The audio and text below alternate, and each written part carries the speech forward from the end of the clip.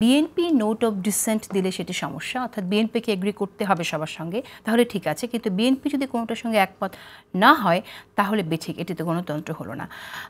আমরা দেখলাম যে বিএনপি যে জায়গাগুলোতে নোট অফ ডিসেন্ট দিচ্ছে, যেখানে এগ্রি করছে না, সেই প্রশ্নে সেই জায়গাগুলোর জন্য বিএনপি যে জায়গায় এগ্রি করছে সেগুলোকে গুরুত্বে না নিয়ে একদম বিএনপি সংস্কার চায় না, এরকম একটা ঢালাওভাবে কথা বলারও একটা প্রবণতা আমরা দেখেছি। আপনি কিভাবে দেখছেন? ধন্যবাদ।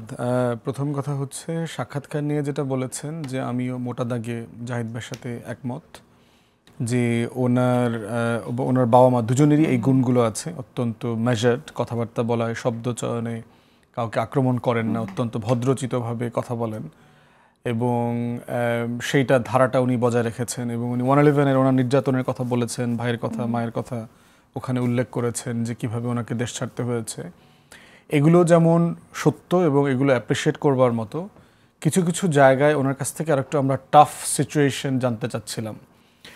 তার ভিতরে একটা হচ্ছে যে দলের ভিতরে যখন চাঁদাবাজি বিষয়ে তাকে জিজ্ঞেস করেছে, উনি যে উত্তরটা দিয়েছেন সেখানে আমরা আরও সিরিয়াসলি ওনার অ্যাকশন জানতে চাচ্ছিলাম।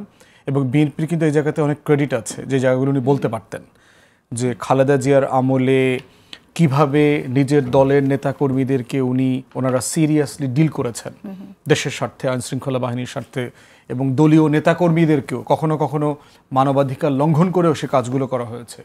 তো সেই জায়গাতে ওনার নেতাকর্মীদেরকে জাতির কাছে যে এই টাফ মেসেজটা দেওয়া, যারা যারা কাজ অন্যায় করছেন আমি সর্বোচ্চ এখন বহিষ্কার করতে পারছি, কিন্তু আমরা ক্ষমতায় আসলে আপনাদেরকে কিন্তু ফৌজদারি অপরাধের অধীনে আনা হবে। তো সেই জায়গাটাতে যে টাফ মেসেজটা যাওয়া দরকার ছিল, আমরা এটা প্রত্যাশা করেছিলাম। দ্বিতীয়ত একটা জায়গা হচ্ছে যে সনদের বিচারের কথা কিন্তু উনি বলেছেন যে বিচার হতে হবে, সেটা আইসিটিতে যেগুলো চলছে আওয়ামী লীগের নেতাকর্মীদের বিচার টিচার যেগুলো, সেটা নিয়ে বলছেন। কিন্তু দলের মানে একটা কমন যেটা আপনি বললেন না, যে বিএনপির যে সমালোচনাটা, বিএনপির যে ইমেজ যেখানে যেখানে নষ্ট হচ্ছে, দলের নেতা হিসেবে তাকে তো ওই জায়গাটা বেশি অ্যাড্রেস করতে হবে যে আমাকে, এটা তো খুব দুনিয়ার মানে অ্যাকসেপ্টেবল পলিটিক্স। মানে আপনি বলতে চাইছেন যে সেই জায়গায় হয়তো একটা মেসেজ উনি দিতে পারতেন, স্ট্রং একটা মেসেজ উনি দিতে পারতেন, যে দলের নেতাকর্মীদেরকে। এবং সেকেন্ড মেসেজ দিয়েছেন না, উনি বলছেন ক্ষমতায় আসলে বিচার বা আইনশৃঙ্খলা কাজ করবে, কিন্তু আমার কাছেও মনে হয় এটা অনেক সফটওয়্যার ছিল, এখানে খুবই টাফ একটা স্ট্যান্ড দেখানো উচিত ছিল বলে আমারও মনে হয়। জি, তো আমার কাছে মনে হয়েছে, কারণ যেহেতু ওনাদের বিএনপির নেতৃত্বে 31 দফার একটা সংস্কারের রাজনীতি, রাষ্ট্র বিনির্মাণের একটা লম্বা আলোচনা আছে, সেখানে সবাই দেখতে চাচ্ছিল যে আপনি যে দেশটা গঠন করবেন, আপনি দলটা সামলাইতে পারছেন কিনা, আপনি দলের নেতাকর্মীরা, যেটা খুবই সামান্য অংশ, সংখ্যায় খুব বেশি না, কিন্তু এই ফ্র্যাকশনটাকে আপনি ডিল করতে পারছেন কিনা, আপনি এটাকে নিয়ন্ত্রণ করতে পারছেন কিনা, ক্ষমতায় আসলে পরে তাদের এই বাড়াবাড়িগুলোকে আপনি কিভাবে ডিল করবেন, এই জায়গাগুলো সম্পর্কে আমরা আরো একটু এক্সপেক্ট করেছিলাম যে উনি আরো একটু টাফলি এটা বলুক, ডিল করুক।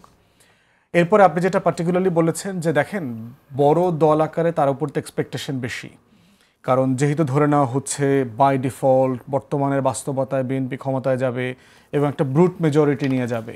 আগের যে গভর্নেন্সের রেকর্ড, সেই রেকর্ডগুলো মাথায় নিয়ে, আওয়ামী লীগের 16 বছরের রেকর্ড মাথায় রেখে জনগণের ভিতরে কিন্তু একটা প্রত্যাশার মানে পারদ তৈরি হয়ে আছে যে আগে যা যা হয় নাই, যা যা করতে পারি নাই, আপনারা সেটা ডেলিভার করবেন।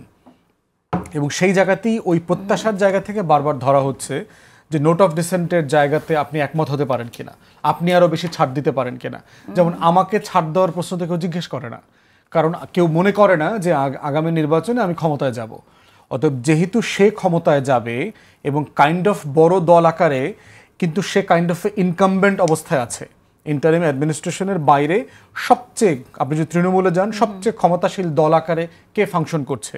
লোকাল অ্যাডমিনিস্ট্রেশনে, ব্যবসা বাণিজ্যে, প্রশাসনে বিএনপি ফাংশন করছে। অতএব ওই জায়গাটাতে জনগণের একটা প্রত্যাশা আছে। এইটা বলার ভিতরে অথবা রেস করার ব্যাপারে আমি কোনো দোষ দেখি না। তবে ইলেকশন ক্যাম্পেইন তো সবসময় আপনার দুনিয়াতে একটু ডার্টি হয়ে যায়, তখন এক দল আর এক দলকে ছোট করা, হেয় করার চেষ্টা করবে, চাঁদাবাজের দল, সংস্কার মানে না, সংস্কার বিপরীতের কথাবার্তা, এগুলো তো আপনি কখনো এগুলো থেকে মুক্ত হবেন না। দলের প্রধান হিসেবে ওনার দায়িত্ব হচ্ছে ওনাদের পজিশনটা পরিষ্কার করা, যে আসলে আমি কি করব, আমরা কি করছি, আগে কি করেছি।